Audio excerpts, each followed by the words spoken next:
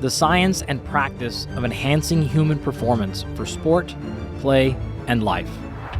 Welcome to Perform. I'm Dr. Andy Galpin. I'm a professor and scientist and the executive director of the Human Performance Center at Parker University. I want you to imagine for a second that I could increase your best race time ever by 7 or 8 seconds by only increasing your ankle range of motion by a single degree.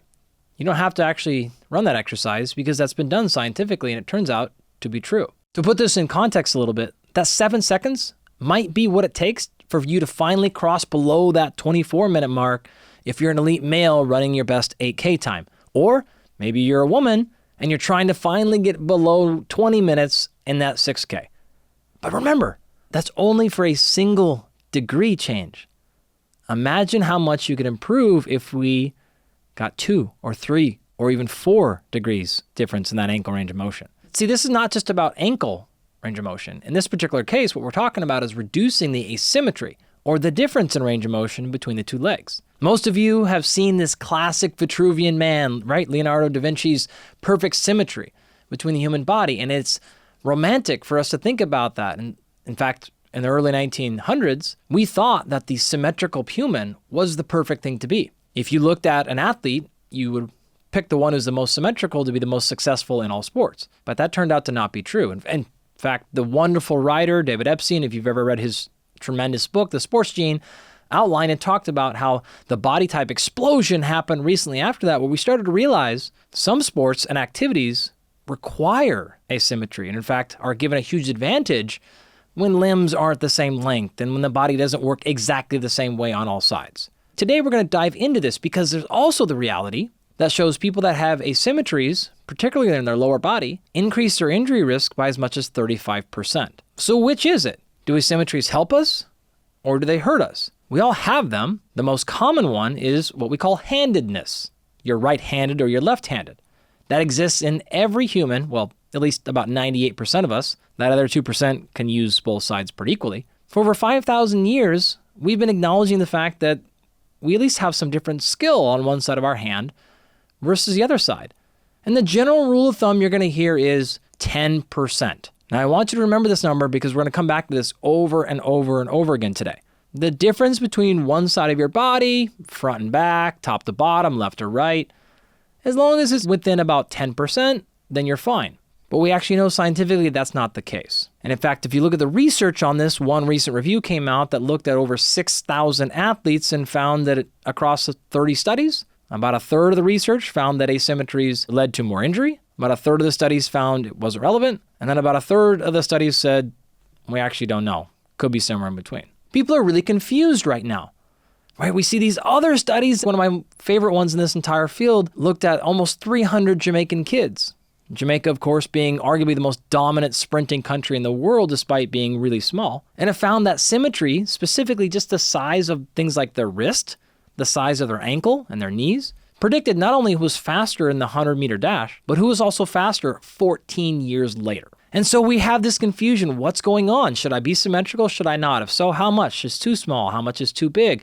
And what in the world is going on with symmetry and imbalances? And so we're really left with two confusing points. One, when does an asymmetry become dysfunctional or problematic and get us in that injury case? And is it normal or potentially even advantageous? And then the second major question that comes along with this is, okay, if I have a problem, what do I do about it?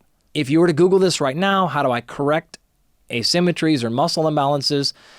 95% of the things you would see would be either A, do more repetitions on one side, lift more weight, do more volume. And that's not untrue, but that's not the whole story either. The other thing you might see would be do quote unquote corrective exercises, kind of small body weight exercises or with tiny elastic bands that somehow correct movement patterns and asymmetries. Again, not wrong, but not the complete story either. So my goal for today is quite simple. First, I want to talk about when asymmetries matter and when they don't. And then second, I want to talk about how to correct them if they do exist. And from there, we'll get into the second part, which is our classic 3 I's. We'll talk about how to investigate them, what to measure and how to identify and what to look for. We'll get into our second I, which is interpret. How do I know when these asymmetries matter and when they don't? And then our third and final, of course, is intervene, which is how to correct them. The presenting sponsor of this podcast is Momentous. Momentus makes the highest quality supplements on the market, period.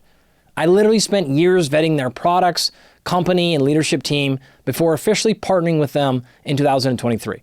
Every single one of Momentus's products is third-party tested to ensure quality, and many are even NSF certified for sport.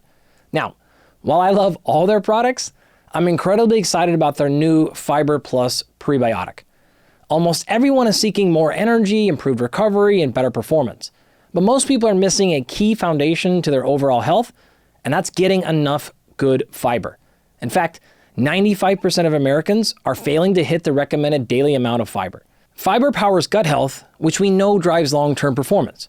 Proper gut health allows for better nutrient absorption, energy stability, recovery, inflammation control, and much more.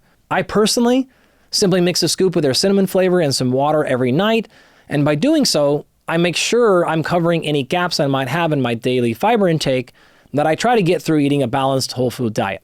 If you'd like to try Fiber Plus or any of Momentus's best-in-class supplements, just go to livemomentus.com/Galpin and use the code GALPIN for up to 35% off your first order. Again, that's livemomentus.com/Galpin and use the code GALPIN for up to 35% off your first order. So, in the real world, we will often say things like symmetry, but scientifically, you're going to use the term asymmetry. You also will see things like lateralness. Again, think about your right hand versus your left hand, one side, lateral being more dominant than the other. So those are key phrases to pull up out. But you can really think about the question of symmetry and balance from three distinct areas: morphology, quality, and functionality. Morphology is the size and shape. Is one muscle bigger than the other muscle? We will often refer to this as a single muscle, right? My quad is bigger than my left quad, but really that is a group of muscles. Okay, but we'll leave that small distinction alone for now. People will talk about this from the perspective of top versus bottom. This is a classic, and I'll apologize right now. I've made fun of people plenty of times in my life, but this is the giant upper body and chicken legs. Okay, this is what we call a top-down asymmetry. So the top part of your body is much bigger in terms of muscular size than the lower part of your body. I didn't find a single piece of compelling evidence to suggest that actually matters. So we're not going to talk about that at all anymore, with the one exception, of course, being if you're in an aesthetic sport like bodybuilding, then of course it matters. What you will see that's more important, though, are things that are called front to back asymmetries. Things like the back of your shoulder being smaller than the front of your shoulder. If you're from the athletic training or physical therapy world, you'll know classically the quadriceps, which are the front of your legs, to hamstring, the back of your legs ratio. If one is significantly larger than the other one, you're potentially at risk for knee or more specifically, hip injuries. And then, of course, you have the more obvious left to right. So is my right leg the same size as my left leg? So both those two areas, front to back and left to right, have functional relevance, right? Whether this is optimal performance or injury prevention, we have a lot of literature on that. That's morphology at the highest level. Quality is an emerging area. It's something only been studied in the last decade, really. But now we're looking at things like the amount of damage intracellularly, the amount of fat infiltration.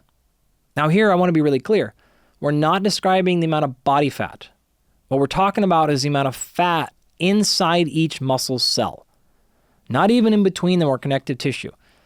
That's the place where we're starting to learn more and more about that actually being arguably the most relevant factor of all the big three here, especially for things like aging and quality of living. Last year, a paper came out indicating that for even a single 1% increase in fat infiltration within skeletal muscle, this increased the likelihood of coronary dysfunction by 2% and heart event risk by 7%. So again, that's just with a single 1% increase in the amount of fat in the muscle tissue itself. So really important and newer area, and we'll discuss this a lot more later on. And the third big area is functionality.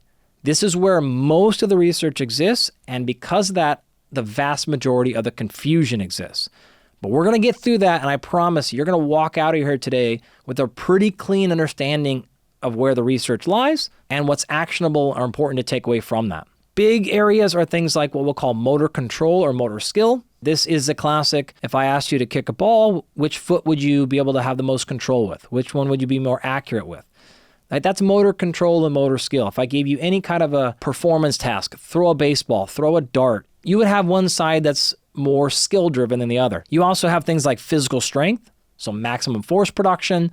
You could look at this from the perspective of endurance in all kinds of ways. You can look at it from a range of motion or flexibility or stability. I mean, the list really goes on and on. Any way that you would describe a muscle, a group of muscles, or in this case, a whole human movement pattern, you can look at this from the perspective of functionality. So we can look at how well I can balance on my right leg versus my left leg. I can look at when I'm doing a pull-up, do I shift to one side versus the other? Or when I'm doing a bench press, does one elbow wobble and the other one doesn't? Running mechanics, cycling, swimming, flaring, bouncing to one side. You'll find research on all of these, and they are very similar, but they're actually giving you distinct and different information. And so the relevance to that information is what we're going to have to describe so you understand what types of asymmetries are okay, which ones are advantageous, and which ones are deleterious and potentially, I'll even say it, dangerous. So now that we've got a broad understanding of what asymmetries mean and why we're going to describe them as that rather than imbalances, we can now get into more specific discussion of the one that is the most common. That's the laterality and the dominance. In your mind, I want you to just be thinking right hand versus left hand. What's important about this is the fact that there are two different types of laterality or dominance. There is a skill dominance, which I've described multiple times now.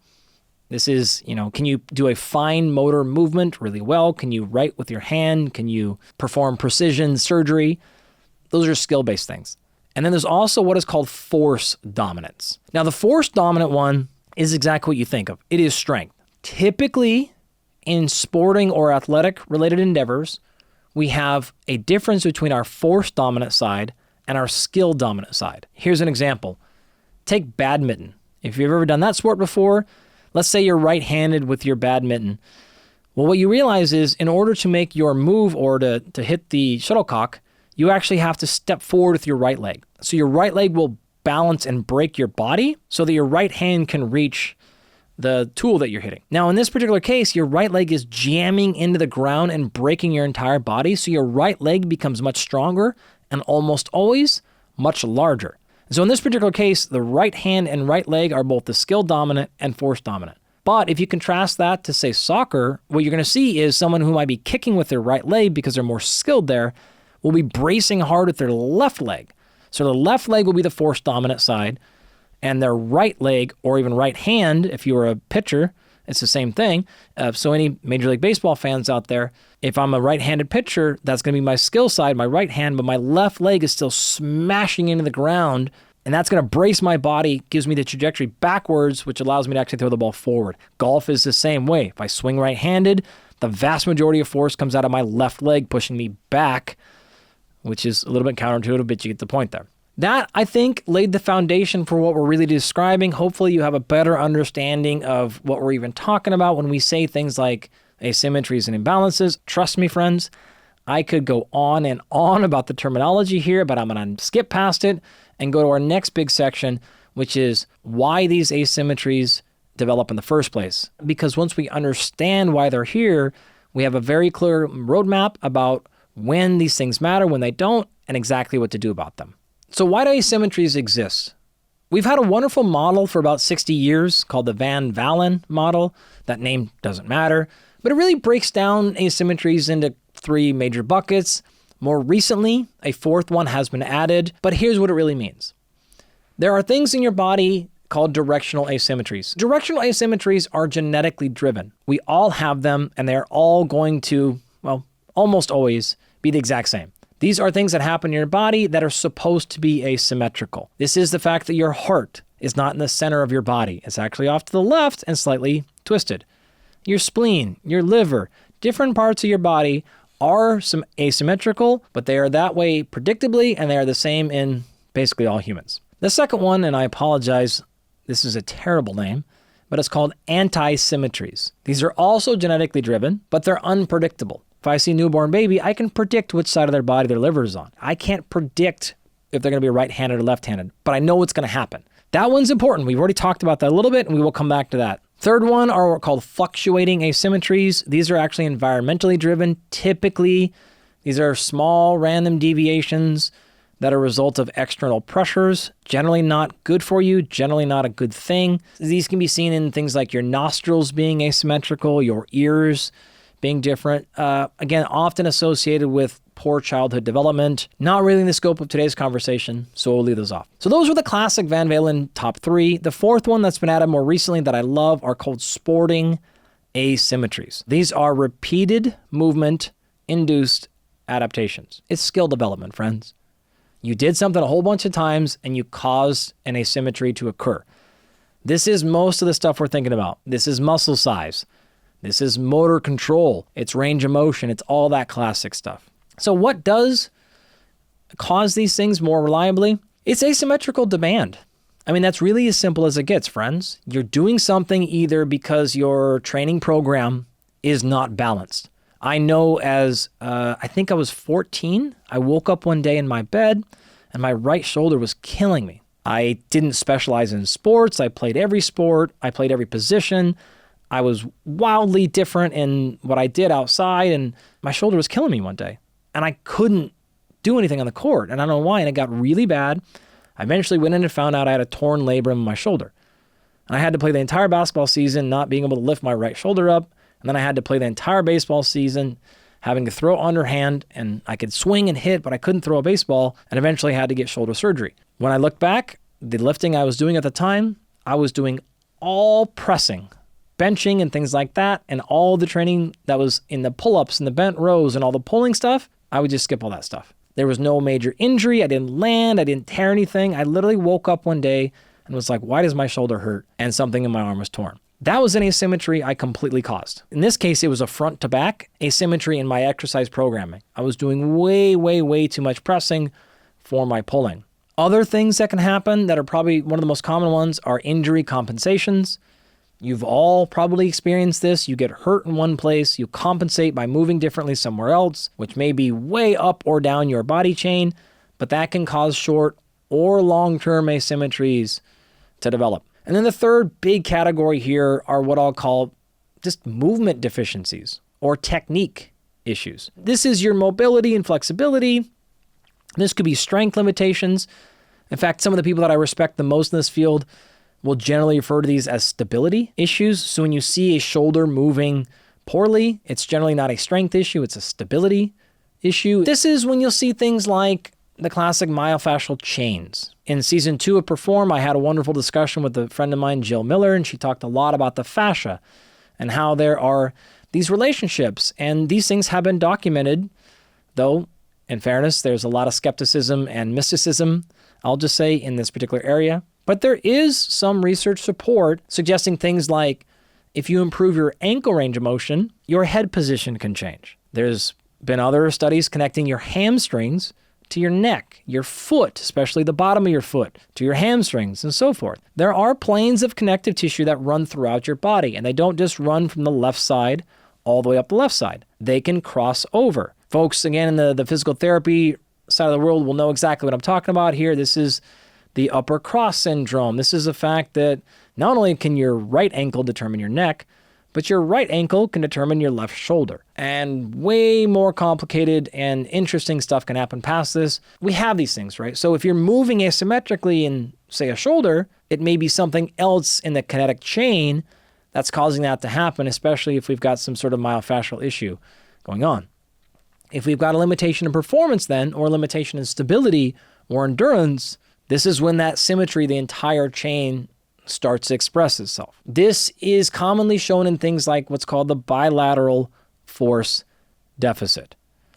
So a friend of mine, just true legend in this field, Mike Boyle, he and I disagree pretty heavily on this one, but Mike has been I can't express how much he's contributed to the field, so I'll always appreciate what he's done from that. But the bilateral force deficit suggests this. Let's imagine you can do a leg press with 500 pounds on your right leg, and you could do it with 500 pounds on your left leg. If you then do both at the same time, 500 plus 500 should mean you should be able to do a 1,000-pound leg press. Mike has been advocating for as long as I can remember, decades now, that most people won't hit 1,000 when they do that. They'll probably hit something like 800 or 900. That's the bilateral force deficit. So you have a lower amount of force you can produce when two limbs are contracting, even though independently, the sum of that should be much higher. And there is plenty of research to support bilateral force deficits do exist. However, what I've argued, and I have published a paper on this as well, though granted it was probably a decade ago, is that bilateral force deficit is about twice as common in people who are either untrained or generally weaker than their age-matched cohorts. What I'm getting at is it does exist, and so for some people, that's really informative. That's a type of asymmetry. Others, we could say, well, just get stronger and it probably goes away. And in fact, if you look at bilateral competitors, so these people that are in sports where you're using both limbs equally at the same time, easiest example would be powerlifters, people who are training in the squat exercise and competing in the squat exercise, so not field sport athletes or anything like that, they often have a bilateral facilitation, meaning 500 on the right leg, 500 on the left leg, but when they get both legs going, they can do 1,100 or 1,200. So there is a bilateral force deficit.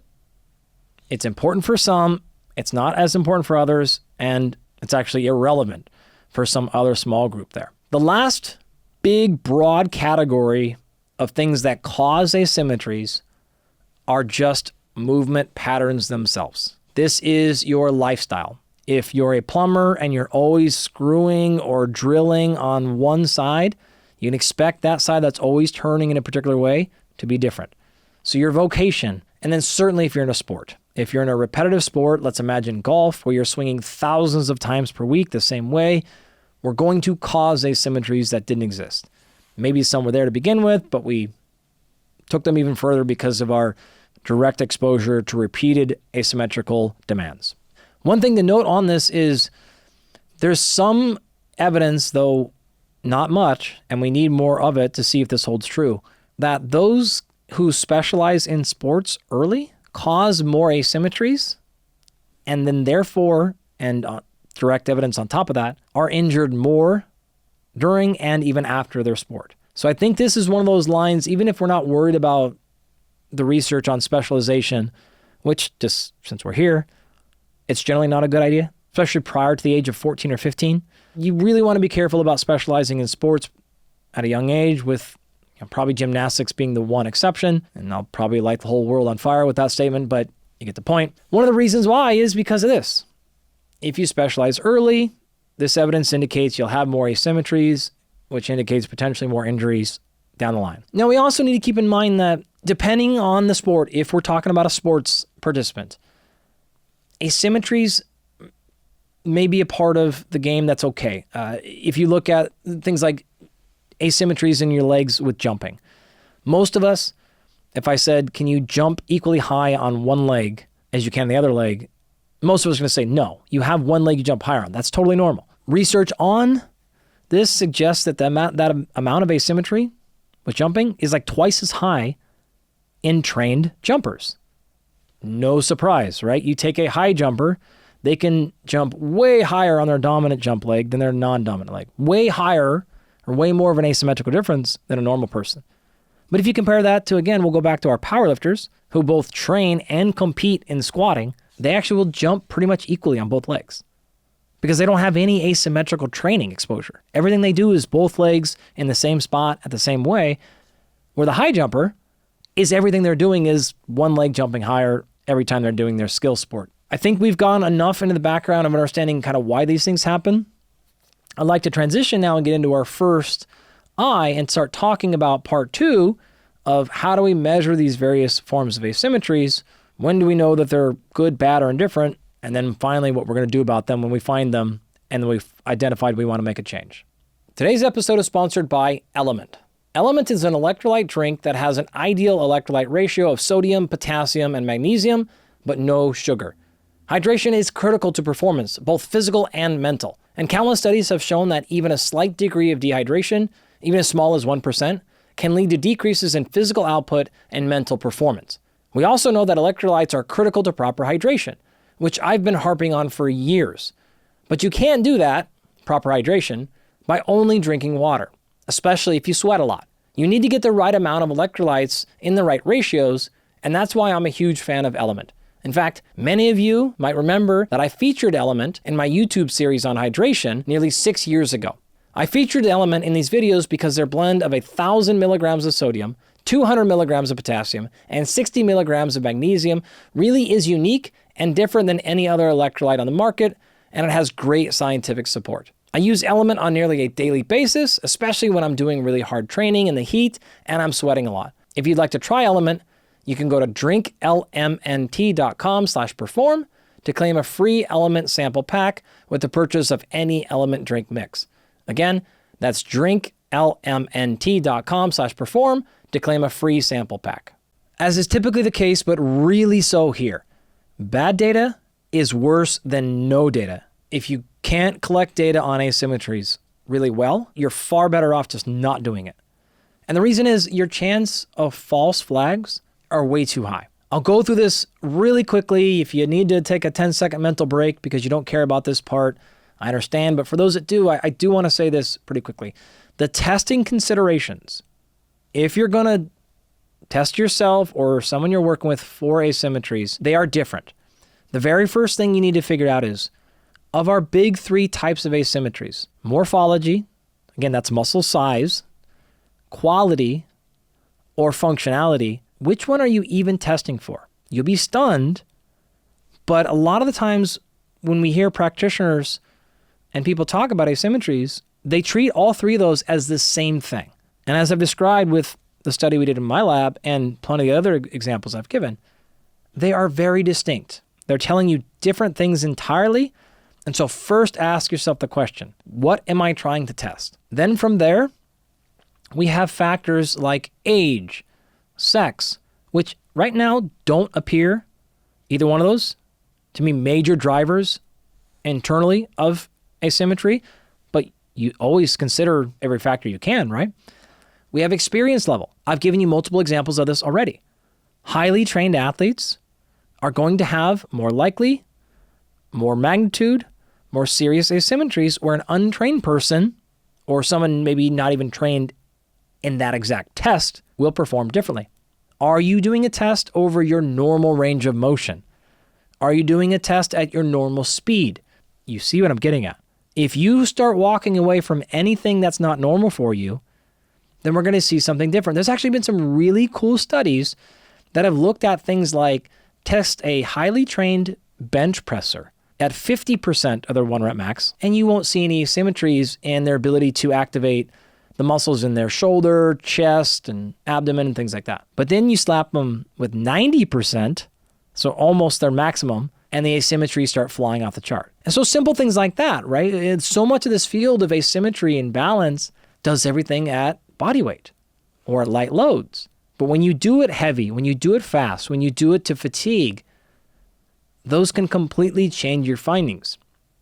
So what is our, what we call dependent variable? Are we looking at muscle activation?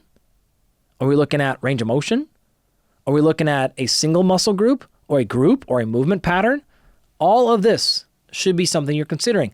Now, you will not have the ability to do all of it. So what I would beg of you is, pick 1 or 2 or 3 things that are most relevant to you and your context and come up with good standardized systems, but then just keep in the back of your brain, I'm not seeing the full picture here. So that said, what are kind of our best practices for our 3 big areas? We'll start off with the first one, morphology. I promise this is the last time I'll remind you, but morphology is muscle size and shape. This has traditionally been poo-pooed in this space, and for good reason. Or if you look at just the size of someone's muscle, you don't have any idea how it operates. You don't know how it contracts. You don't know its range of motion. You don't know how it gets tired, or you don't know anything about how it functions. And most of the time in real world settings, we're worried about functionality. But the nice part about it is it's way easier to standardize. Your muscle size will almost always be your muscle size. When I was describing functionality earlier, and I told you it can be totally different on the right side and left side and skill and force, there's infinite tests there. Muscle morphology has like 1. So I don't have to make sure that I'm doing the right day and the right load and the percentage and what technology and all those other variables. So it's actually for us come to be way more stable of a metric. It's way less difficult to standardize rather, and it enables us in the same time to look at quality because we have images. So the way that you can do this at home, this is a basic tape measure. Just make sure you're really careful with the part of the body that you're looking at, and especially the landmark you're using.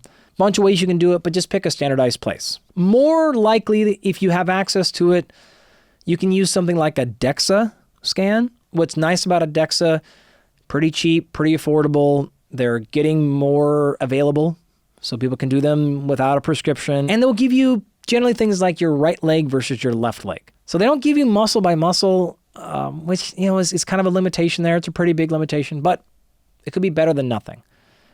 Really more likely, if you're going to take imaging here, you're going to use an ultrasound or an MRI.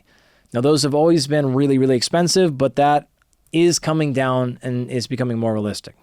From there, we can now start talking about our second category of tissue quality. Right? I told you before, this is an emerging area. I'm going to discuss fat infiltration the most, but keep in mind, there's some really cool stuff going on with just the connective tissue, the muscle itself. And the fat infiltration I'm talking about here is the fat inside the muscle cell, not your body fat. This is not something a DEXA scan can pick up. Why this matters is only recently have people started to identify that there's a connection between your neural health and the quality, and that those are likely performance limitations. If we find a bunch of fat inside your muscle cells, very often there's some restriction also in the upstream neurological pathway. And even if there isn't, that fat in the muscle cell almost always compromises performance of that muscle cell. It may not be the fact that you're not trying as hard. It may not be the fact that the muscle isn't as large, but if a bunch of fat is in the place of the muscle where it's supposed to have myosin and actin and the part of the muscle that contracts, that size is not made up by good, strong contractile tissue. It's made up of fat, which means it can't contract. And so your performance drop in that muscle or part of the muscle is because the fat that got built up there. The amount of fat in your muscle is not necessarily driven by your body composition. In fact, I think one of the more interesting places we're seeing this now is it is oftentimes a result of a previous injury. Again, it is true generally if you have more body fat, oftentimes this comes with more fat in your tissue. But those can be completely independent. I'll give you a great example. A friend of mine, Doug Larson, he recently got a scan done and he found that one of the small muscles in his hip was about 45% smaller on his right side than his left side. And when they looked at the amount of fat, the fat on the right side, about 25% of that muscle was fat. On the left side, it was less than 5%. And I smiled immediately because I remembered, and he knew immediately, that about 10 years ago, he dislocated his hip, I think during judo or wrestling practice. Now, he doesn't have a bunch of hip pain or problems, but he started to realize, oh man, occasionally I get A, B, and C going on. And it was no surprise at all for us to see we've got a previous injury. He had worked around it. He had strengthened all the other muscles around that joint, so they were hyper strong and picking up the slack. But that muscle actually hadn't properly reattached. It was still partially torn. So it was not getting neural activation. It was not getting turned on, not being exercised for a decade. So it started to fill up with fat and it shrank. So that is a classic example of what I'm talking about. An injury 10 years ago that was on the surface completely rehabilitated was actually giving us clues of some pretty major dysfunction. We have seen a very, very similar thing with countless professional athletes, which is why one thing we're doing right now is going bonkers, getting a bunch of baseline scans of people, even when they're healthy, so we can start to see and look out for anything like this in the rehabilitation process. So this quality, or as, again, we'll typically refer to this as fat infiltration, is important. Other things while we're here that are interesting are things like the fascicle length, any muscle physiologists out there, the geometry, and then something called pennation angle. So remember, you've got bones on your body, and your muscle moves those bones. But the orientation of the muscle to the bone is meaningful, meaning this. Let's imagine you have a bone laying straight in front of you, and you have a bunch of muscles that connect to that bone lying next to it. If the muscles run parallel to the bone, right next to it, when they contract, that's going to barely move the bone. However, if the muscles will run perpendicular, so the muscles go right into the bone, making a T. Now when it contracts, it's going to move the bone very differently. That angle, in this case, if it's a T, that angle is 90 degrees. If it's parallel, that's 0 degrees. That angle, called the pennation angle, determines if you're optimized for velocity or strength. The more you go in one direction, the least you get of the other. And so we classically see this. We see some muscles that are oriented in line with the bone, and then we see some that are oriented perpendicular to the bone. And again, it generally means they're hedging for force or they're hedging for velocity. What we're seeing a lot now is this pennation angle can be altered or disturbed by things like fat infiltration, by things like asymmetries. And so we can gain force or speed, depending on what we're looking for, by just kind of getting these pennation angles back to a normative state. I know I went a little deep into my muscle physiology there, but I will not apologize. That is my passion. You are here at your own accord. You can suffer through some muscle physiology in our conversation. Okay, back to business here. This is a tough one, right? You don't have a lot of low cost or widely available ways to look at muscle quality. Imaging is coming down. I know that there are even some handheld ultrasound devices that are becoming more and more affordable. This has been really cool. It's allowed us to do research on the field instead of having to go into a hospital. You can actually literally take these onto football fields or pitches or courts or whatever, but they're still very expensive, several $1,000s, if not more. Traditionally, the way we would look at this is actually via like a muscle biopsy. For most people, since you don't have access to a biopsy, is potentially an ultrasound, which is, again, somewhat reasonable, or that MRI device. What we're doing now is with our program called Optima Muscle. You can use the Springbox scan, which I've talked about many times in this show in the past, but it's a 45-minute MRI scan. You can do it almost anywhere in the US. In fact, they have multiple sites over the world. You sit in this scan, and it makes a 3D model of 140 muscles on your body. So you can start to see all those asymmetries. Going back to your morphology, I told you the best way is an MRI. This is how we do it. Again, conflicts of interest. I have financial ties to this company and I use it all the time, but this is exactly what I do. So take that information for what you will or what you won't. But that scan is pretty easy. You lay in the machine. I get all 140 muscles digitized. I can look at asymmetries. I can look at size. I can look at that fat infiltration and more and more and more. All the results come back normalized for age, sex, and even sport, as well as sport position. If I remember correctly, they've scanned most of the NFL players, a huge percentage of NBA players, lots of English Premier League players. And so we can look at these from the perspective of high performance or general population. From there, we're going to transition to our third and final category, and that's functionality. This is an unlimited field. There are an unlimited number of tests. So functionality-wise could be anything from a sit and reach test, a flexibility test, anyone that you prefer. You could use something called a goniometer. It's a little device, really cheap, probably $25, and you can measure the degree of flexion or extension of any joint. Right? They're all over the place. Those things would tell you basic mobility or flexibility. There are plenty of movement screens. Probably the most classic one is called the FMS, or a functional movement screen. It's been around for a really long time. It's used all over the place. There's been plenty of research on it. Some of it is good, some of it showing it's not so great. But to me, it shows you basic movement patterns across the body. What's nice about something like an FMS, it's not muscle isolating. It's trying to give you an indication of symmetry with movement patterns. Imagine doing something like this. You're on all fours and you reach your left arm out in front of you and you put your right leg behind you so that the only thing on the ground is your right hand and left knee. And then you do it the opposite. And what you're looking for there is, did you fall when you were on one side versus the other? Similar things of do an overhead squat, and do you go further down on one side of your knee versus the other side? So again, we're trying to look at now functionality from a whole body movement rather than a muscle-specific strength or muscle-specific range of motion or ability to activate that muscle. You can also use things like a force plate. I described those earlier, but these are ultra sensitive scales. They go many digits past zero and they can give you tons of variables to pay attention to. When I first started, those things were like $35,000 each, and now you can get a hold of them for a couple of $100s. I don't have any relationship, but I have used Vald, V-A-L-D. They make a ton of these. They make them for your grip strength. They make them for your legs and your upper body and all kinds of different ways. So these are a little bit more consumer friendly. If you are at a good strength conditioning or performance facility, they've probably got Vald or somebody else. You can also use bigger machines called isokinetic dynamometers, things probably more likely to be in a research setting. You can look at muscle activation via what's called EMG, little electrodes placed on your muscle that tells you how much you activated them or not.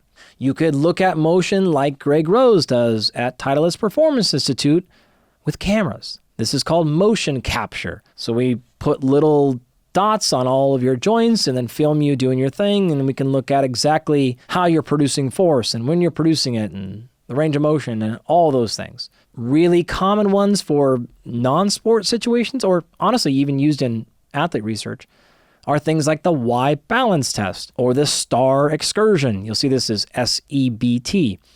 These are little balance tests where you balance on one leg and you, let's say you're standing on your left leg, you reach your right foot out in front of you as far as you can and tap the ground. And then you reach that right leg behind you and tap the ground. And then you reach it to your right side and your left side, and then you do it with your right leg on the ground and your left leg pointing. And you're looking at, more than these 4 centimeter differences between them, or whatever the case may be. You get the point here, right? So you could get an endless list of low cost or no cost, moderate cost, and then I've even again included some research quality stuff from isokinetic dynamometers to motion capture and force plates and everywhere in between.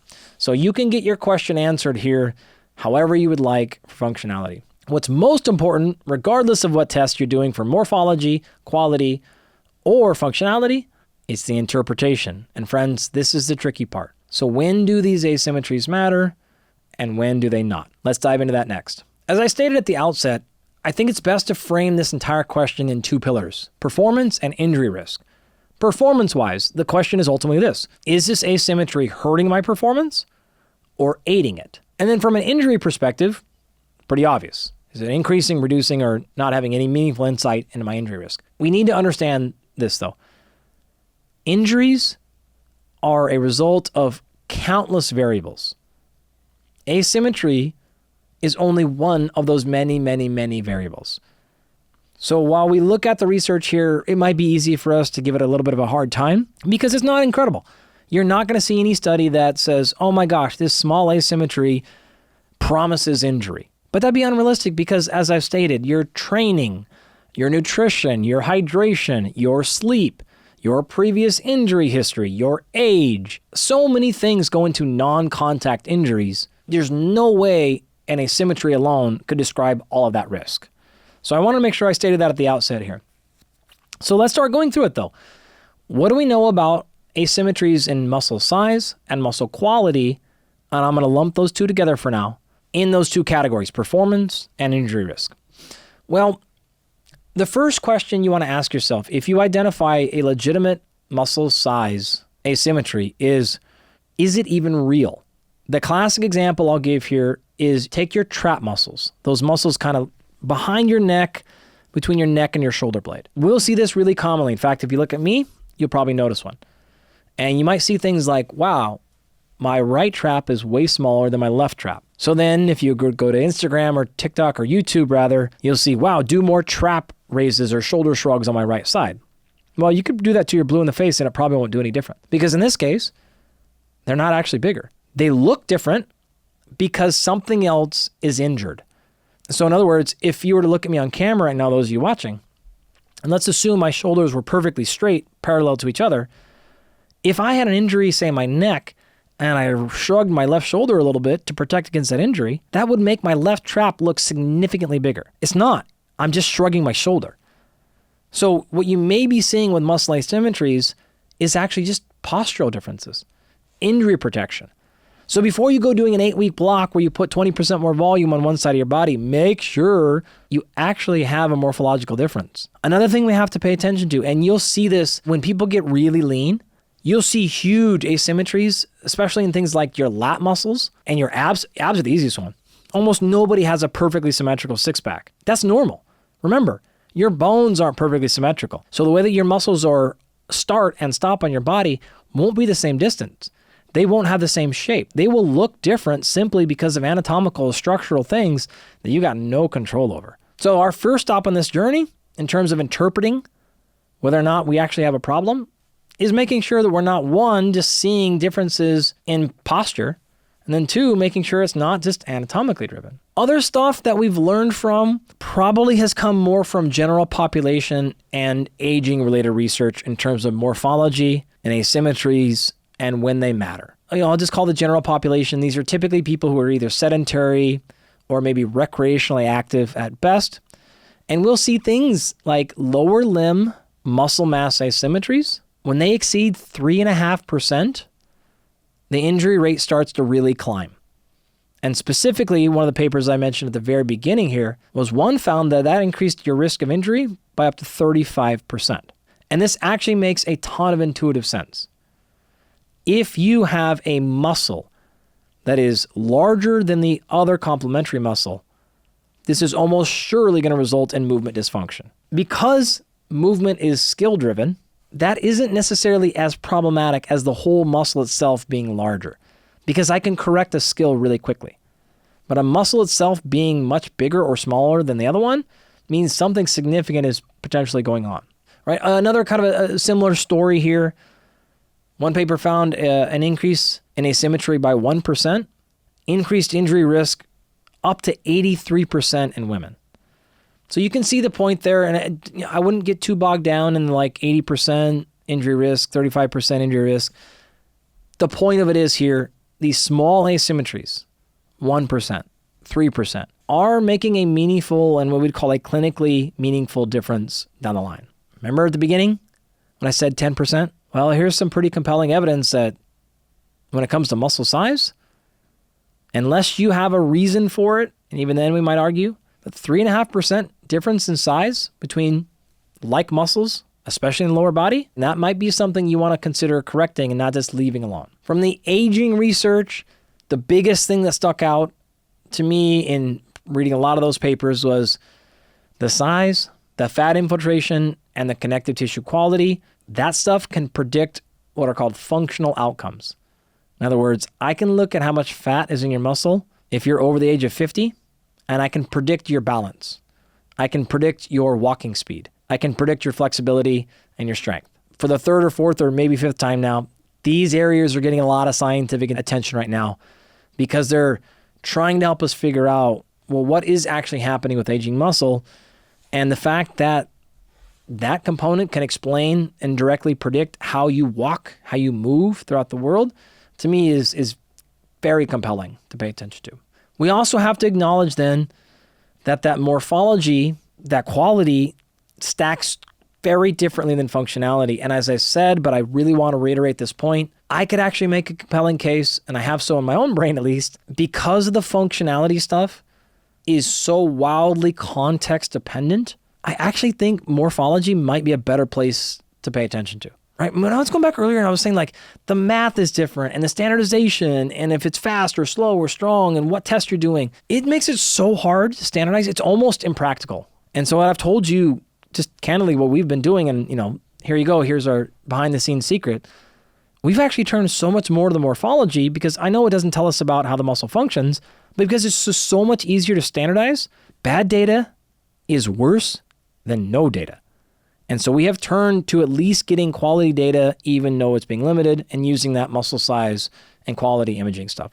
Because of that, when I see a muscle morphology or symmetry or quality asymmetry, my threshold for action goes much lower. I shared a second ago, there's some evidence that 3.5% is low. If I see a 3.5% difference in your strength, I don't care at all. But from a muscle size perspective, I might matter There's also been a really cool study that came out that I wanted to share. This was just out actually, I think in February of last year. It was a comprehensive review and meta-analysis looking at upper body asymmetry, and that caught my attention. As I mentioned, most of the stuff being done here is on the lower body. But it looked at almost 90 studies. And what's cool about it is, and I'll put this paper up, I think it's open access, and so you can download this chart and look at it yourself. But what was really interesting about it is they looked at a bunch of different tests by joints and by movements, and it gave amazing charts about the level of asymmetry in different parts of the body. And what stood out to me is, in general, places like the shoulder, it is really common to have a 15 to 20% difference in strength between your right shoulder and your left shoulder. And anatomy nerds and movement nerds will recognize the terminology. But this included everything from internal to external rotation. It looked at adduction and abduction and flexion and extension and lots of different movement patterns in the shoulders. And all the studies combined, really common, 15 to 20% asymmetries. But when you looked at other parts like the elbow and the wrist, those came crashing down to typically more like 5%. And so if you're going to really dive hard in this area, if you're either struggling with a shoulder or elbow issue, or you're working in these areas, I think it'd be prudent for you to pay attention and say, okay, maybe my threshold for action in the shoulder is higher. Maybe if it is 10% or lower, I let it go. But if it's 10% or lower in the elbow, I don't let it go. Because that's more meaningful, because it's normal to be actually almost perfectly identical between your right elbow and your left elbow. Your wrist, your forearm, your fingers should be really close to symmetrical, but it may just be something like our shoulders aren't meant to be that symmetrical. And so I would maybe call that more quote unquote normal. I could go on, lots of papers in this area, but I want to highlight that for people that are really in these fields, but also let you know again, if you're trying to interpret this context of when does this matter, when does this not matter, you probably need to go joint by joint and movement by movement. If that is completely unrealistic over your head, that's totally fine. At the end of this section, I'm going to give you kind of my very short bullet list that I think is something that all of us could use going out of here. But I wanted to throw this in for the people that really do care a lot about this, whether you're practicing this field or you're really struggling to get past an injury or you're trying to perform your absolute best. Some of you A-types out there just want every little nitty-gritty thing. And so I didn't want to gloss that over and skip that out. I also want to talk about this in terms of injury risk. You're going to see a little bit different answers whether you're looking at athlete groups or non-athletes, and I want to hit both pretty quickly. The first thing I want to talk about are what we call movement-based things. So one thing that I've actually was thinking about a lot in preparing for this show was the classic stigma of pushing versus pulling. Whenever you're pushing something away from your body, like a push-up or a bench press, we call those pushing exercises, a squat, a leg press. Pulling exercises generally mean you're coming closer to the implement or you're bringing that implement closer to you. These are bent rows. These are biceps curls. These are Romanian deadlifts or pull-up or anything like that. Oftentimes, because of people like me who did all pressing and we only worked on the muscles we can see in the mirror, we end up with these anterior injuries. So the shoulders oftentimes roll forward. We get shoulder injuries because we're not symmetrical front to back. That pulling side, those muscles you can't see in the mirror, are what are called our posterior chain. So anterior is front, posterior is the back. Oftentimes you'll hear in the weight room, good coaches, good trainers will say things like, at minimum, we're doing a 1-to-1 push-to-pull ratio. But a lot of the times, you'll hear 2-to-1. And this is 2 pulling for every 1 pressing. There's no real evidence for that number. But I actually like it as a coaching tool. This is the difference, friends, between what we call an is and an ought. The is the data. There's really no data saying you should have a 2-to-1 pull to press ratio. But what I think you ought to do, based on my experience, based on the fact that most people tend to skip the pulling exercises if they're short on time or tired, and they tend to make sure they get those bench presses in, at least the males and the females tend to get their lower body pressing stuff in. I think as a 2-to-1 rule, it's a good coaching tactic to get people to make sure they at least overemphasize the pulling side. In fact, I don't know if I've ever in my life heard of somebody who developed such a demand for pulling exercises that they cause a shoulder or knee injury because they did too much pulling. It's almost always a pressing issue. So at the same time here, we're in the section where we're trying to interpret asymmetries. It is not appropriate to think people should be equally strong or have equal endurance during pressing movements as they have with pulling movements. We see this confused often. And if they do have an imbalance, that is not a problem at all. In fact, you can explain this almost exclusively by their limb lengths. The Vitruvian Man says your width span, so your fingertip to your fingertip, is identical to your height. That's what perfect symmetry is. That's why that circle around that old Italian guy works perfectly. Now, I am a -2, which means my arms are actually 2 inches shorter than I am tall. This gives me a very large advantage when I press, because I don't have to bench press and move the weight very, very far, because when I'm fully extended, that's 2 inches less work than it is for you if you're perfectly balanced. So I am really good, relative to my own self, at pressing exercises. I'm a far better squatter than I am a deadlifter. I can leg press way more than I can any kind of RDL or pulling activity. I can bench press far better than I can do pull-ups.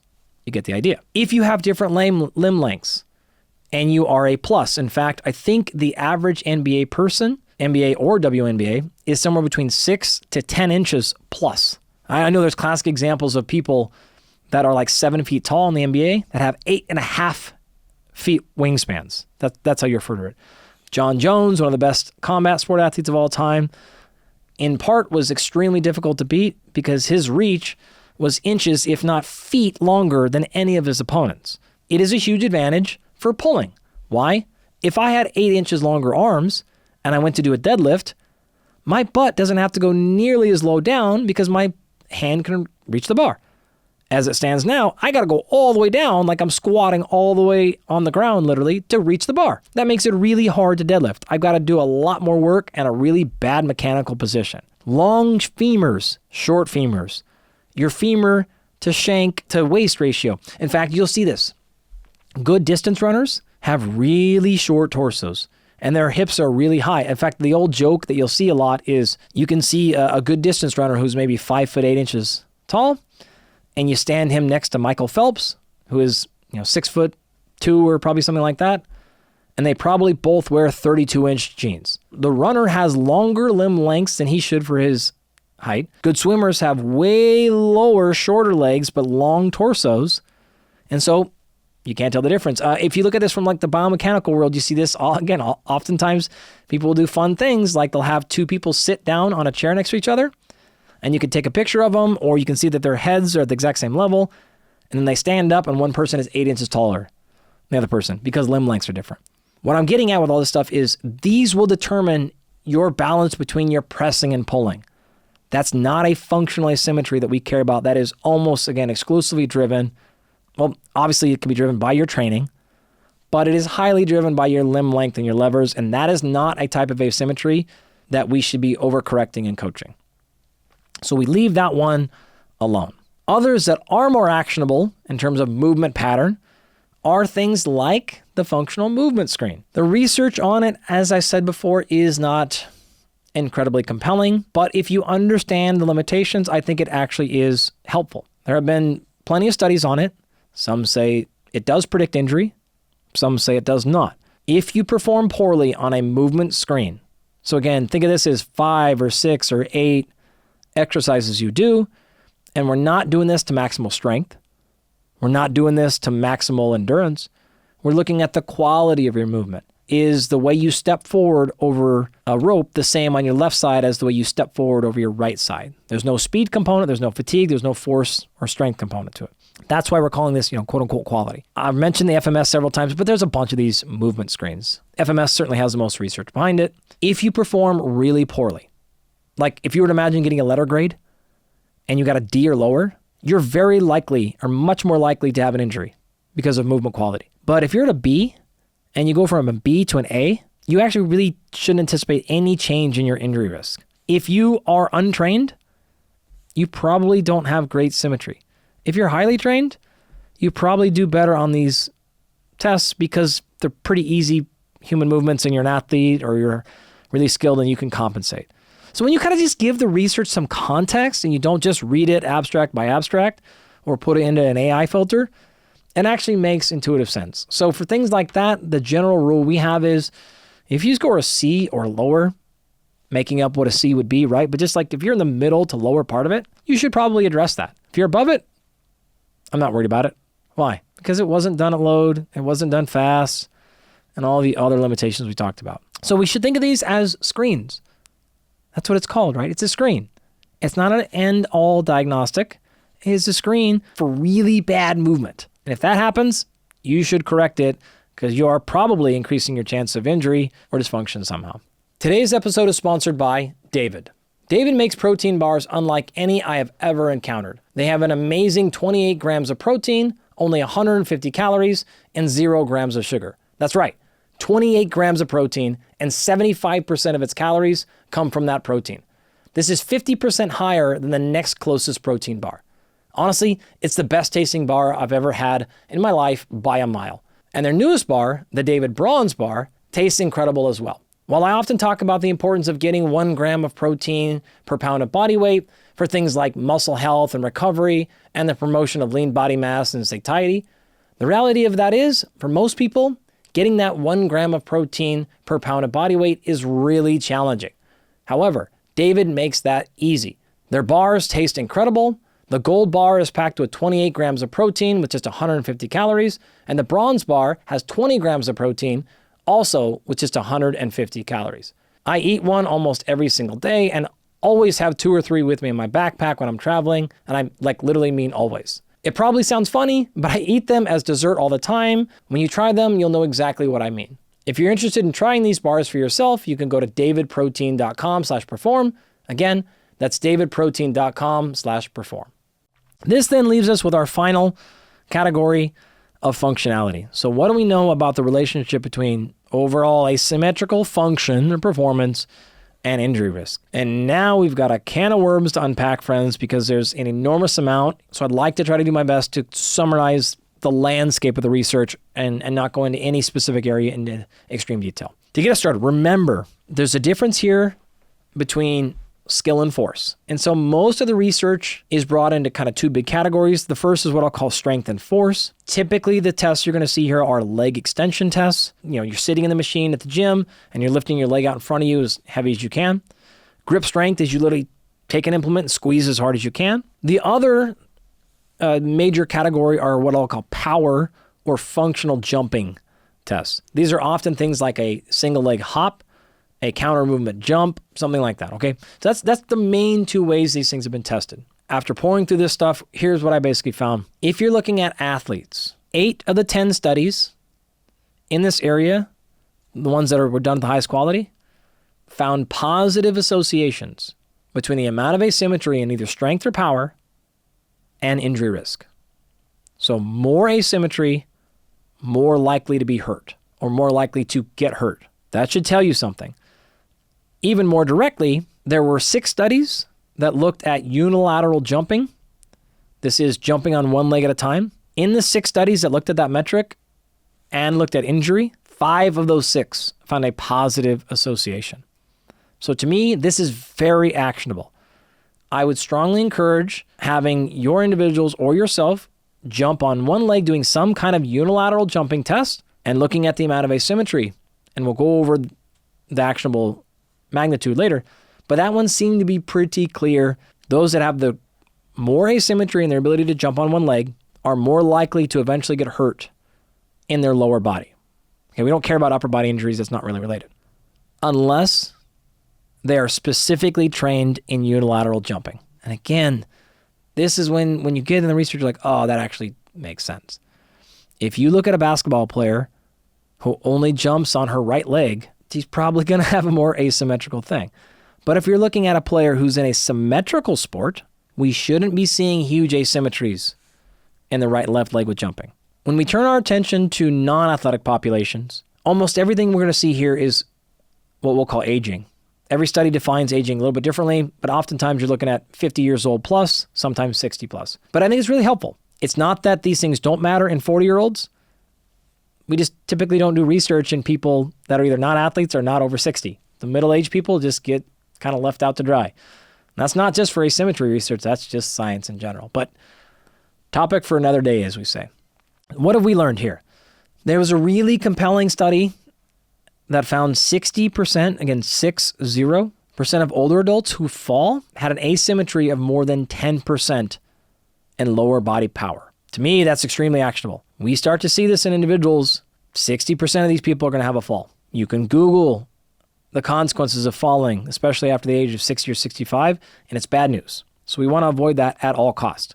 Okay, with that being said, by far the most research in this entire field is the relationship between hand grip asymmetry strength and aging-related variables. If you thought you were tired of people talking about grip strength as an overall health metric, I'm not going to make your life any easier. What's really interesting here, again, I want to specify, we're talking about hand grip asymmetry. The things I'm about to share with you are true independent of them being a generally strong or generally weak person. That matters. You've probably heard that at length. If you haven't, grip strength is a really nice predictor of overall health and vitality. But the asymmetry, one being significantly stronger or weaker than the other one, matters a lot. More directly here, I found more than 25 studies that have looked at health consequences of hand grip asymmetry in the last 5 years alone. A lot of them coming out of Ryan McGrath's lab. Awesome stuff there. I'll put a link to all of his stuff. But I only say 25 because I just stopped looking after that. I don't know if there's even 50 or more studies in the last 5 years in this space. It just didn't end on PubMed. So I was like, okay, I get the gist of it here. I had no idea.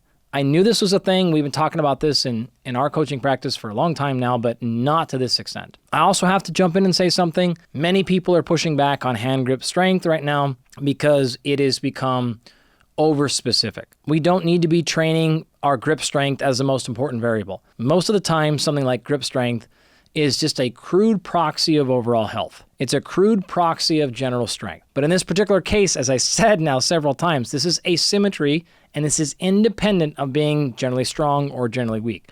So there's some important things to pay attention to here. We've been doing asymmetry grip testing for a long time. That doesn't mean, again, we spend most or all or big chunks of our program working on asymmetry to be perfectly balanced, but I think you'd be silly to ignore it as well. Why? Look at the research. Around half of the people that are generally tested have a hand grip asymmetry of more than 10%. So it's really common. And going back now to our handedness conversation, makes sense. It can be a skill dominant thing. It can be a lifestyle dominant thing. Okay, some grip asymmetry is fine. When you look at the aging research though, that number climbs from 50% of people to upwards of 75%. And we have mechanisms here that start to matter. For example, you'll see the same population-wide type of data here with asymmetry as you do general weakness. So you see things like 2 to 3-fold increased risk of sarcopenia. This is the accelerated loss of strength and performance in muscle with aging.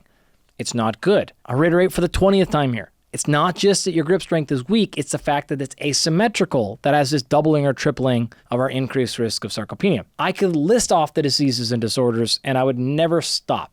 It is falls, cognitive disorders, functional limitations, walking speed, all-cause mortality, cardiovascular disease, respiratory disease, cancers, COPD, multimorbidities if you're likely to be on 5 or more medications. I mean, it just goes on and on and on. And most of these are simple correlational analyses. They're cross-sectional. They're, again, also just predicting whether or not you're kind of a healthy person or not. But it's more than that, right? One of the papers actually found specifically for every 0.1 increase in hand grip asymmetry ratio, so a 0.1 increase in the difference between your right and left hand, found that older adults had a 26% increased likelihood of falling in the future. So we're seeing this directly translated into functional outcomes. And where I'm saying this is not just, hey, you're finding a strong person or a healthy person versus a non-healthy person, is because these are actually now popping up as early predictors or early detection for eventual muscle weakness, specifically in things like neurological development cases. So a phenomenal paper I looked at a blood marker called plasma neural cell adhesions. This is an indicator of many bad things happening, we'll just say it that way. And those neural cell adhesions were 20% higher in people that had greater than 10% asymmetry. And so what we're starting to do is connect the dot here, is my point. Yes, some asymmetry is just normal. Some weakness is fine. But past that, it can be predicting overall neurological health, motor function control. If then we start to go up the chain and look directly at markers in the brain, and those are also coming down, we can start to piece together what are the mechanisms here and what are just simply correlation. We don't know it at this time. We have to learn more. But I think, as I said, it'd be a little bit silly to ignore this. It's an easy test to do. It is almost costless. Hand grip dynamometers are very cheap. They don't require a warm-up or much standardization, your hydration status, and just all those other variables that go into a lot of the other functional tests for asymmetry we talked about. They're easy to overcome with hand grip. So yes, I'm with you. I don't want you to lose the forest for the trees. Let's not over-interpret the magnitude or over-program our health and fitness and our strength conditioning more specifically because of a grip strength test. But that doesn't mean we should ignore the variable either.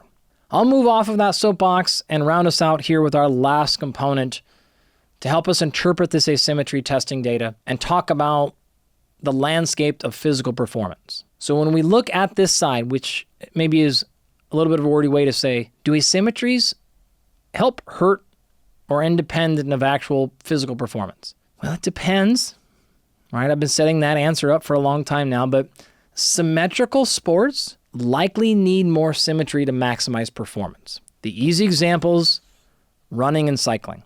When you look at change of direction type of sports, then symmetries in muscle don't tend to matter as much. I actually think it makes quite a bit of sense. I'm not moving in the same exact way every time, so if I have subtle differences between my sides, it's probably going to come out in the wash. However, if I'm trying to do the exact same motion over and over and over again in the same pattern, ideally getting the same amount of force and energy on both sides, symmetry starts to matter more. So when you'll see the data conflicting, it's oftentimes because of that. What's the style of exercise tested or the type of athlete? I'll reiterate, symmetrical sports probably need a lower threshold to determine actionableness of asymmetries. You should be more symmetrical.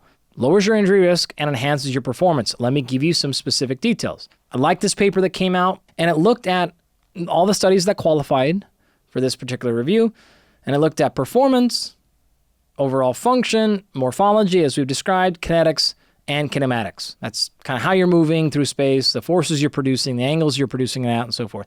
Very similar to our approach here. It tried to look at all aspects of performance. And here's the summary. About 30 of the papers included found no significant relationship between the amount of asymmetry in all those different areas and how they performed in their sport. 16 found that the asymmetry negatively impacted performance, and 1 found that it was actually a benefit. So if we're looking at the totality of this, we're looking at 47 studies. At best, being asymmetrical is neutral. 1 found it helped, and the other 16 found it hurt. So another way to say this is 46 of the 47 studies found that asymmetry either didn't do anything or it hurt. To me, friends, that's your answer. The easiest example I think I can give you here to wrap your head around this, and then we'll kind of summarize everything, and I'll give you some specific numbers that I think are best to walk away with here, is that the energy leak area. So let's just imagine a cyclist or a runner for now. Some really cool studies have been done here that ranged from data analyses and theoretical models to actual direct human testing, some high-powered analytics, and some really cool stuff that's been done. I'm going to condense it all down in just a couple minutes or less here. But what we're finding here is greater than a 5% asymmetry creates a measurable detriment in performance. You see people run slower times. I continue to say that performance in this section. I apologize. I should have outlined what I mean by that. But actual sport performance, in this case running, you run slower if you have an asymmetry that exceeds 5%. And here's exactly why. A 10% difference in either step time, in the case of running, or ground contact time, it's the amount of time your foot spends on the ground. If that is 10% longer on one side, one foot versus the other foot, that will result in somewhere between a 4 to 8% increase in metabolic cost. Other studies have looked at a very similar thing and actually looked at force production. So not just the amount of time you spend on the ground, but the actual force you're producing on the ground. And that 10% asymmetry leads to 2 to 4% increase in metabolic power. So in theory, you could have one or a combination of the step time or ground contact time and or force, and now your metabolic cost has gone up somewhere between 2 and 14%. The numbers are getting really big here. The R value in these studies is ranging in the 0.8s. Remember, 1 is a perfect correlation. 0.8 is extremely high. And so I did some back of the envelope math for you here, and this is kind of what you're looking at. The asymmetry cost here is about a 1% increase in ground contact time, again, difference between the two, equals 0.354 calories per kilogram of body weight per kilometer. Now, I know all of you know exactly what that means, but just for fun, what's that actually mean? Something like a 2 to 3 increase in caloric need per kilometer. Now, you're probably thinking that's nothing, but I'll reiterate, that's per 1% asymmetry. If you're at 10%, which is our threshold, you got to 10x that number. So a 10% asymmetry, which would be quote unquote normal, that's right on the area of someone might start, caring about it or not, would lead to a caloric expenditure of 30 extra calories per kilometer, or about 300 extra calories per 10K. That's somewhere in the neighborhood of 1,200, maybe 1,500 extra calories needed for a marathon. 1 degree of difference in ankle dorsiflexion led to PRs in men during the 8K and women during the 6K of about 7.6%. And all I had to do is give you a 1 degree change in dorsiflexion of your ankle. This is exactly what I'm talking about. So to summarize that section, here's what I'll say. The 10% rule of asymmetry is an okay heuristic at the highest level, but it is scientifically shaky. I prefer the following. If we're looking at muscle size and quality, I kind of will break this down into red, yellow, and greens. If you're under 5% of an asymmetry, the difference between sides of the same muscle or muscle groups, less than 5% muscle size, I'm calling that green all day. That's exactly how I coach. We don't really take action on that, meaning I'm not going to ask them to do exercises or do anything different to change that. If they're in the 5 to 10% range, I don't know if this will increase their injury risk, but it almost certainly reduces performance, and it's not worth it to me. So I'm taking action on the yellows, 5 to 10% for muscle size or quality. Anything above 10, I'm calling a red flag. Doesn't mean we're stopping them, telling them they can't play this year, but it does mean this becomes a very top tier training priority for us. When I go to muscle function, in any of the ways that we describe it, I give them more latitude than I do for morphology. Red, instead of being 10%, is now 20%. And then think about this. If I asked you to throw a baseball, very few of you, if you could throw 100 miles an hour with your right hand, could throw 80 with your left hand. So some of the tasks are going to be really asymmetrical and others a little bit left. You shouldn't have a 20% difference in your leg extension test on your right leg versus your left. That's too high. So you got to have some context here, but that's why I'll set it as high. That's a red flag. Yellow is 10 to 20%, and anything less than 10%, I'm going to call green. Again, highly dependent. We also need to keep in context, are we a symmetrical athlete or are we an asymmetrical athlete? So as I'm looking at those red, yellows, greens for function and morphology, if you don't have a specific reason to be asymmetrical, you should probably try to minimize it. Another important note, the amount of asymmetries you'll find in the upper body are way less than the lower body. Typically, the amount that you'll see is twice as often, twice as frequent, twice as common in the lower body. As I mentioned, it matters more in active people than inactive people. So what you'll consistently see, asymmetries don't really increase injury risk in people who aren't active.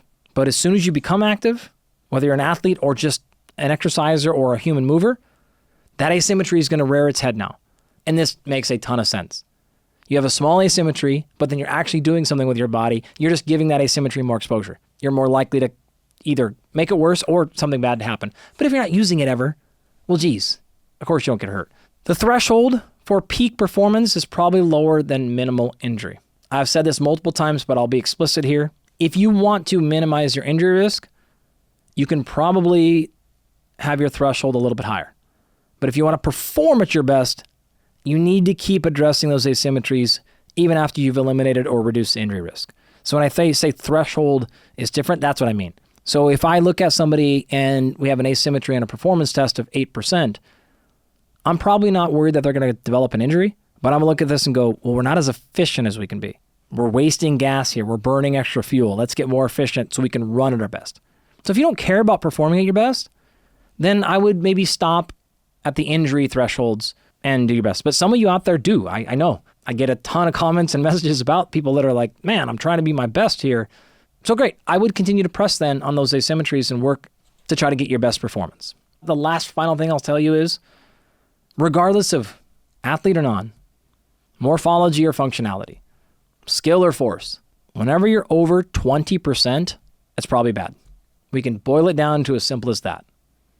So if you've done any kind of test of any kind, the ones I've recommended today, and that number is more than 20%, we should probably address it. How do we do that? Let's dive into Intervene right now and talk about what we know exactly about reducing, improving, and otherwise treating muscle imbalances and asymmetries. I got to start this by giving you fair warning. Much of what you're about to hear is my personal opinion and coaching practice because there are exactly 0 high-quality randomized controlled trials showing that correcting a specific percentage of an asymmetry reliably prevents or reduces or eliminates pain or injury entirely. If you're coming at this from the physique and bodybuilding lens, your solution sets you're going to hear is basically more volume.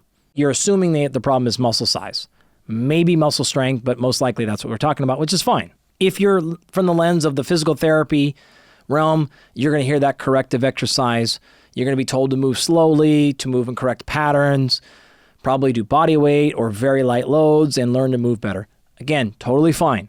If we look at the research, it's going to be pretty thin in all of these areas.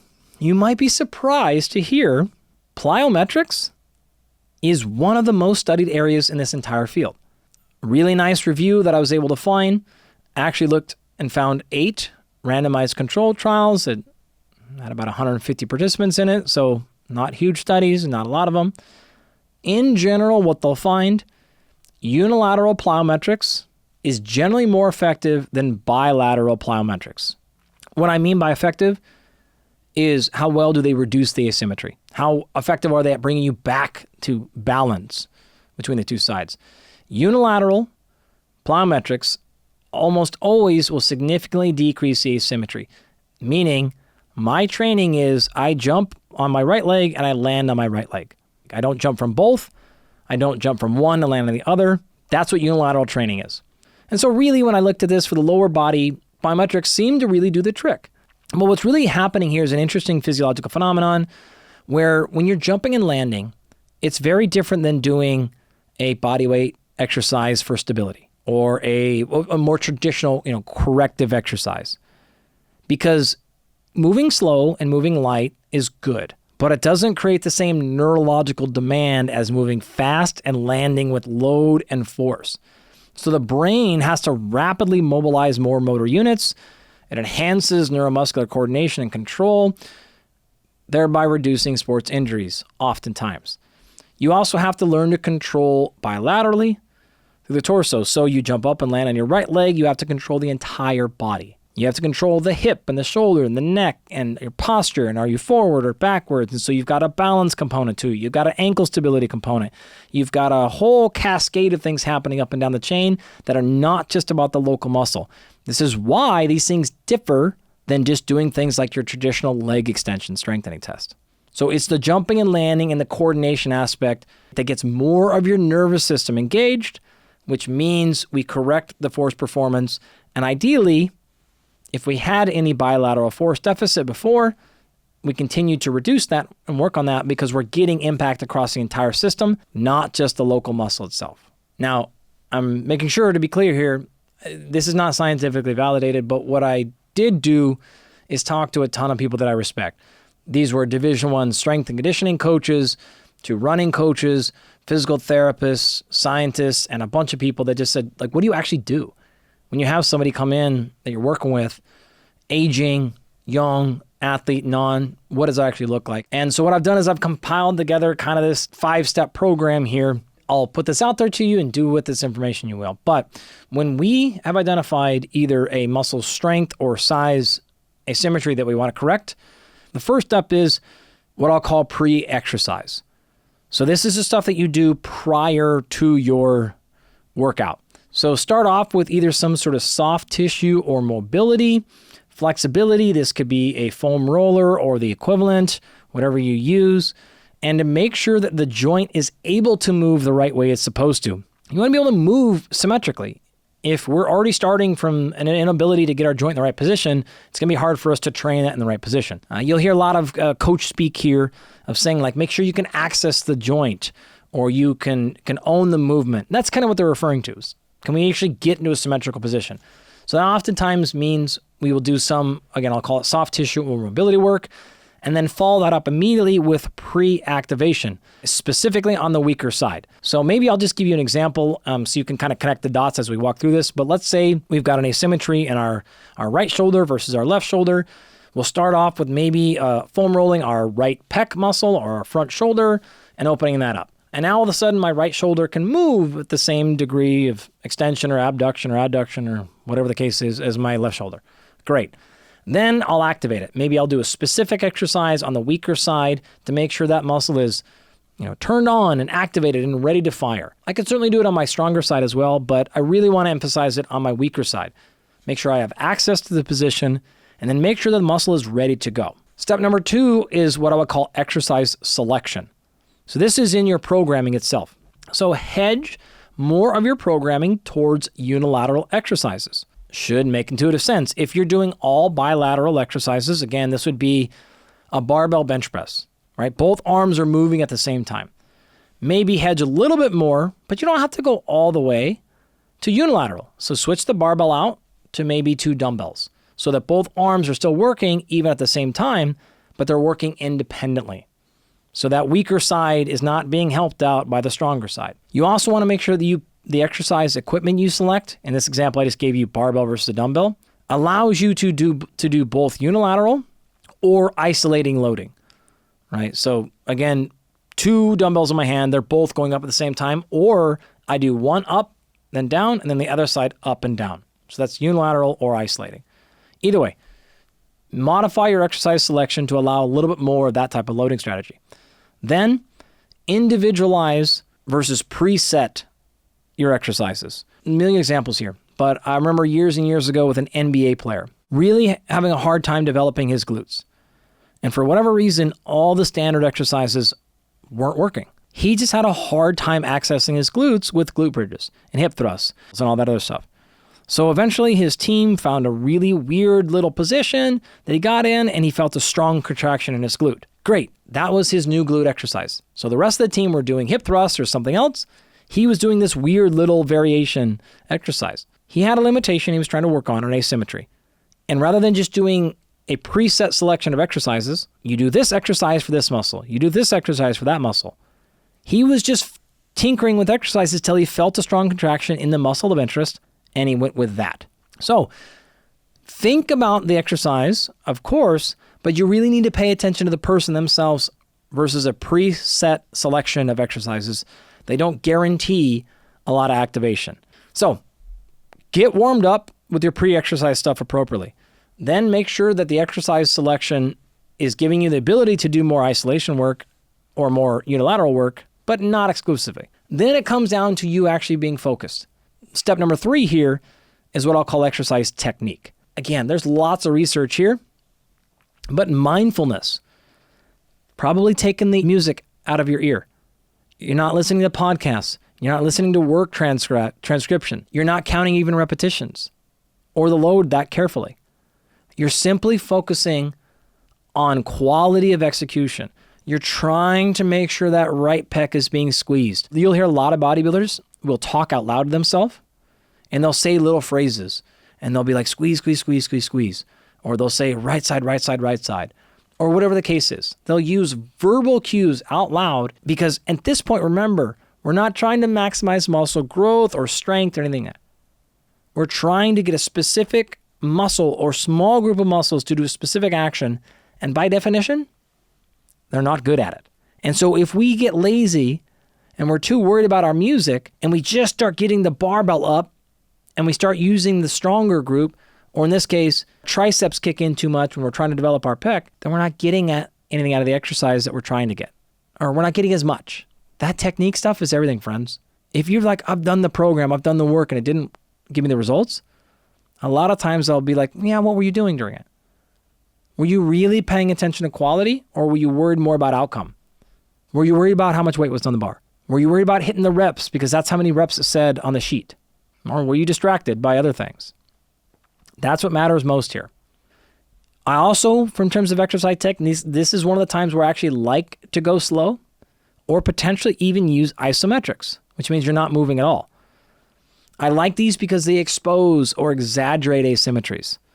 You can't get away with it as much as if you're kind of moving fast and just getting through the movement or the exercise. They'll also expose compensations and weaknesses that you may have even missed in your screen.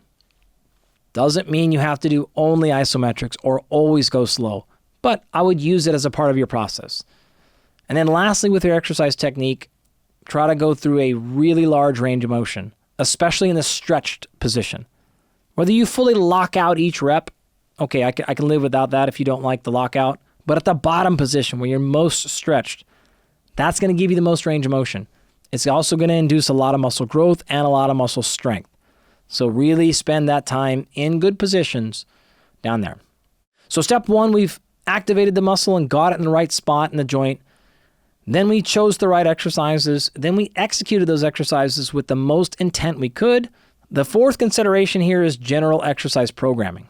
In terms of the order, which exercises you do throughout the day, I still start with your complex exercises. You'll see this a lot, and I've described it several times. Sometimes just getting stronger eliminates or reduces asymmetries. So I start there. I start with the bilateral stuff. I start with the big compound movements. Get those things done first, and then I finish with unilateral. I actually generally don't prefer to start with unilateral, even though I know what the asymmetry is. I gave you what I start with earlier, right? Activation and things like that. But when your actual workouts come, start with your complex bilateral stuff and then finish with the unilaterals. I'm certain you could do it the opposite. This is entirely personal preference. Do whatever you'd like to do there. But that's my rationale. When you get to the second part of the workout, though, and you are doing the unilateral, start on the weaker side. And then you can finish with true isolation work if you want to do that. So you're going to do complex work. You'll do unilateral work, again, one side versus the other. And then if you want to do isolation work, specifically working on that one muscle group by itself, then you can do that at the very end. That's absolutely fine. You don't need to be perfectly balanced and symmetrical every single workout. You want to think about symmetry of your muscles and muscle groups and actions throughout the entire week. I generally have a rule of thumb of I want at least everything moving once per week. I don't want it to go more than that without doing something. But the big kicker here and the potentially most practical thing that you can jot down in your notes, it's a volume game. So here's what this means. You want to get more work done on a given muscle or muscle groups throughout the week. You could simply add somewhere between 2 to 5 repetitions on the weaker side per set. So let's say you're doing our unilateral bench press. You're going to do a set of 6 on your strong side, and you do a set of 10 on your weak side. Another way, you just do one more total set. So let's say I do 3 sets of 6 on my weak side, I do 3 sets of 6 on my strong side, and then I come back and do one more set of 6 on my weak side. Other people just do a total volume throughout the week, just accumulate 20% more volume on the lagging body part. Some people just add one exercise per workout. I do the same reps, I do the same sets on all sides, and then I finish the workout with one exercise entirely dedicated to my lagging side. Some people like to do a little bit of a different variation, and they say, great, I do none of that, but I finish the workout with one set to failure, 15, 20, 30 reps on the lagging part. Those are all just different little tricks to help you find some more volume on one side than the other. If you have a mobility or flexibility limitation, one thing I've been using since as long as I can remember in my programming for athletes or even the non-athletes that I personally coach, I will do most of that mobility stuff during rest intervals. I don't really find it effective to do like a 20 or 30 minute mobility or stretching routine. What I'll end up having them do is, okay, do your one set of bench press, and then you're going to do some sort of stretching exercise or mobility exercise. So your rest intervals, rather than getting on your phone, you're stretching. Now, maybe I lose a little bit of power, maybe I lose a little bit of strength. I don't care. If my goal is to correct an asymmetry or muscle range of motion issue, that's a great time to do it. So we've gone over a lot of different stuff today. We talked initially about what asymmetries really are and why they happen. And then the second part of our one-sided conversation, we walked into our 3 I's. We talked about how to test these, whether these are morphological or muscle size and shape differences, whether these are muscle quality or fat infiltration, or are there any range of functional or performance-based asymmetries. And then we got a little bit into understanding at what level do they matter and what level do they don't. And do they matter for maximizing my performance, or do they matter for my injury prediction? And we finished with a little bit of an outline of how we could potentially go about correcting these problems. But before you leave, I actually wanted to give you some additional resources for this. These are people who I learned a lot from in either the direct preparation for this show or just over the last decade or so. I mentioned Greg Rose from Titleist Performance Institute multiple times, Eric Cressy. Eric has a wonderful series of DVDs. Yeah, that's how old I was when I first saw these with Mike Robertson.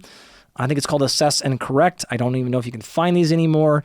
Dr. Charlie Weingroff, I've been looking at his stuff on this for well over a decade. Phenomenal. He still has educational stuff out that he's actually releasing all the time.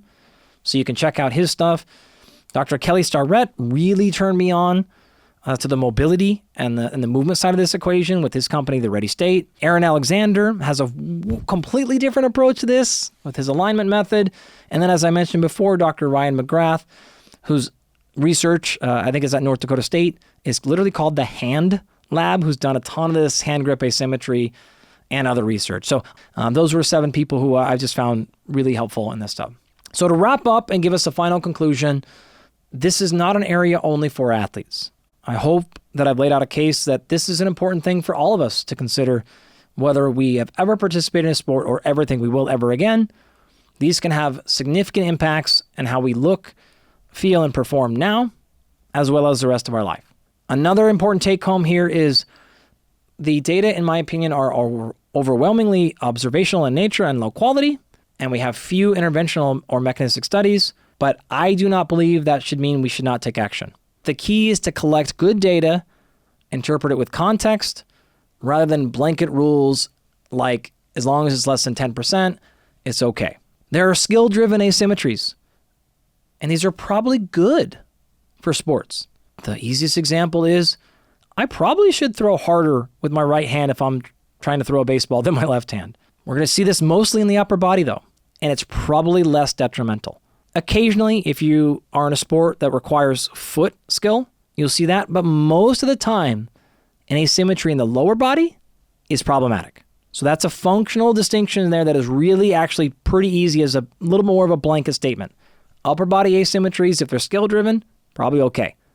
Lower body asymmetries, more reason to do more analysis there, less likely to be okay. Asymmetries across movements that are intended to be symmetrical, that are gait-related, running, squatting, pushing, those are supposed to be even movements. If they're not, we should consider taking action. And then finally, in my opinion, muscle size or muscle morphology asymmetries are a bigger concern than some of the functional and performance-based ones for the reasons I shared multiple times now. So I hope you gleaned a lot out of this. I hope you've run away and done some sort of asymmetry testing on yourself, and that I hopefully reduced some anxiety or concerns you might have with either the realization that your little bit of imbalances or differences, they're okay, they're totally normal, they're not harmful, or maybe we've given you a chance to actually improve and set some new PRs. Thank you for joining for today's episode. My goal, as always, is to share exciting scientific insights that help you perform at your best. If the show resonates with you, and you want to help ensure this information remains free and accessible to anyone in the world, there are a few ways that you can support. First, you can subscribe to the show on YouTube, Spotify, and Apple. And on Apple and Spotify, you can leave us up to a 5-star review. Subscribing and leaving a review really does help us a lot. Also, please check out our sponsors. The show would not exist without them, and their exceptional products and services. Finally, you can share today's episode with a friend who you think would enjoy it. If you have any content questions or suggestions, please put those in the comments section on YouTube. I really do try my best to read them all and to see what you have to say. I use my Instagram and X profiles also exclusively for scientific communication, so those are great places to follow along for more learning. My handle is @DrAndyGalpin on both platforms. We also have an email newsletter that distills all of our episodes into the most actionable takeaways. We have newsletters on how to improve fitness in VO2 Max, how to build muscle and strength, and much more. To subscribe to the newsletter, Just go to performpodcast.com and click newsletter. It's completely free and we do not share your email with anybody. Thank you for listening. And never forget, in the famous words of Bill Bowerman, if you have a body, you are an athlete.